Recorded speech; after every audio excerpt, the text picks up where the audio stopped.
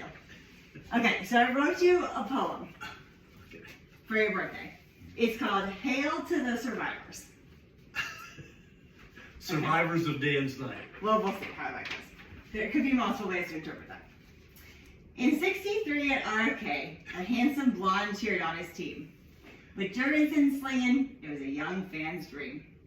You've seen a variety of coaches, and now we're on to DQ. So let's take a look at our team for a minute or two.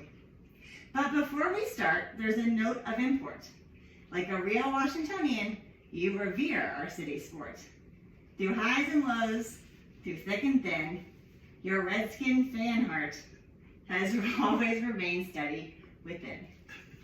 Oh, to have witnessed the legendary talent of the posse, to see Riggins run like a Mustang or maybe a bull set free. Charlie Taylor did it all, the true definition of versatility, while Art Monk snagged passes with otherworldly skill and artistry. Sammy Baugh, the pioneer utility player, is still today's gauge, and Dave Butts did miss games, bringing power, strength, and competitive rage. Then Coach Joe Gibbs arrived, a legend sure and true, and 3 bright and shiny Super Bowl trophies came into view. The Hogs were up front, fired up by the Diesel's might, and Gibbs' glory days burned bold and bright. You passed it down, this love, this warpath-driven fight, while you rocked me to sleep with Hail to the Skins at night. Then on to your son. The tradition continued with the strong bond.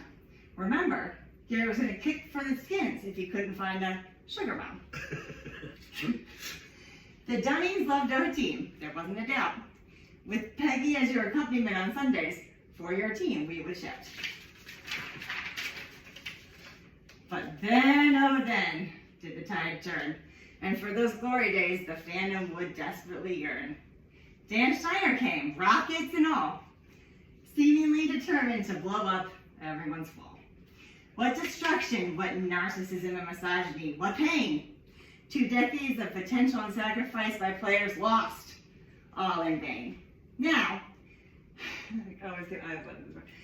to be fair, there had been some darkness before.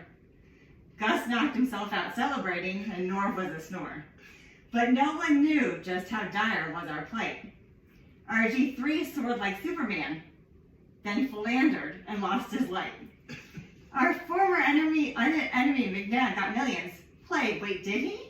And Hainsworth got paid $100 million to run a few feet and be taken off on a gurney.